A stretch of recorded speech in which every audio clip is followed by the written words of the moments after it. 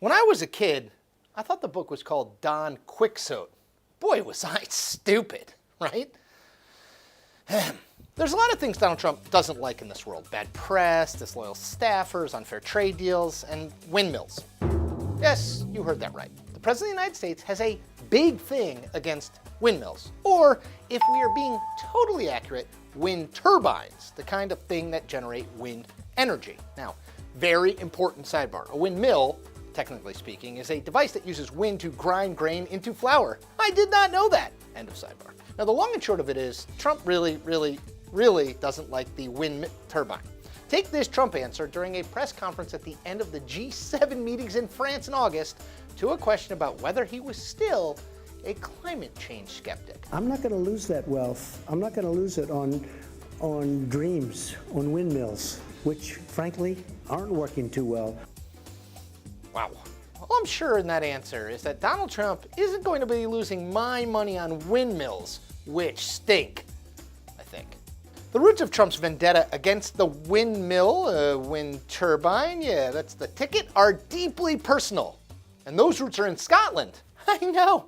Back in the mid-2000s, Trump bought land in Aberdeen, Scotland, on which he planned to build a luxury golf course and resort. Shortly thereafter, he became aware of and opposed to a plan to build 11 wind turbines off the Scottish coast. Quote, "I am not thrilled," Trump said in 2006, according to the BBC. "I want to see the ocean. I do not want to see windmills," end quote.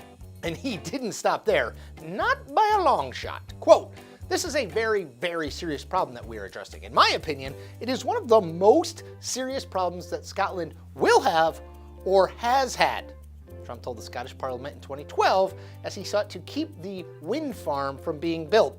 But wait, there was more. Much more. It's real rich text. Quote, "I'm an expert on tourism," Trump told the Scots, adding, "If you dot your landscape with these horrible structures, you will do tremendous damage," end quote. And then he said this, quote, "Many countries have decided they don't want wind because it doesn't work without massive subsidies, it kills massive amounts of birds and wildlife, and there are lots of other reasons," end quote. And then there were the tweets. So very many tweets.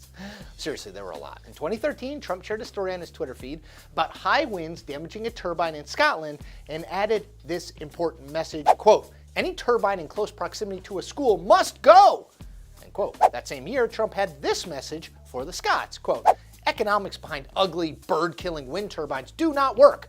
Will destroy Scotland's beautiful coastline," end quote. Sidebar. As an animal lover, I will note wind turbines do kill birds. But do you know what kills more birds? Oh wait. Cats! Also power lines, cars, and running into glass windows and buildings. Not advisable. That's according to the U.S. Fish and Wildlife Service.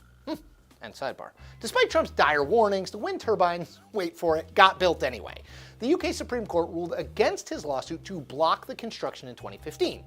The 11 turbine facility was completed in 2018. And in 2019, Trump was ordered to pay the Scottish government's legal bills for the whole wind turbine fight.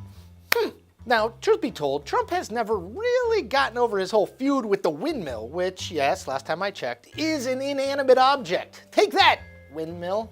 If anything, he's ramped up his rhetoric on the dangers they pose. If you have a windmill anywhere near your house, congratulations. Your house just went down 75% in value. And they say the noise causes cancer. You tell me that one, okay? All right, let me just interject here that the claim that noise produced by wind turbines causes cancer is 100% made up. Now, back to Trump. If you love birds, you'd never want to walk under a windmill because it's a very sad sight. It's like a cemetery. We put a little statue for the poor birds. It's true. You know, in California, if you shoot a bald eagle, they put you in jail for 5 years. And yet the windmills wipe them all out. It's true. They wipe them out. It's terrible. Why don't you love birds, you absolute maniacs? Trump is so obsessed with the looming threat posed by the windmill that he now has added a riff on these very monsters into his 2020 campaign speech. Here's Trump at a Michigan rally in the spring of 2019. If Hillary got in, you wouldn't have that stat, I can tell you right now. you'd be doing windmills. And if it doesn't blow, you can forget about television for that night.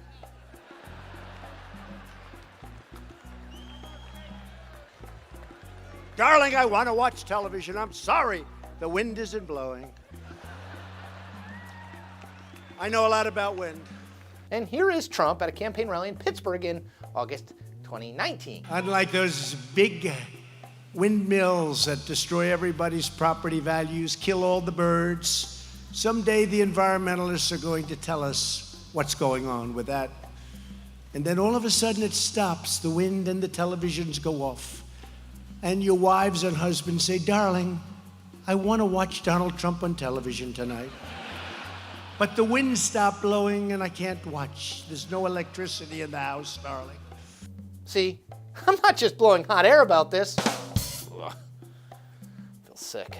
Donald Trump has never gotten over the fact that windmills obstructed his view of the ocean off of Scotland in the early 2000s. And so he is using his prominence as the President of the United States to continually attack this rising menace, which feels, well, in a word, dumb. And that is the point. We make new point episodes every Tuesday and Thursday. Check them all out.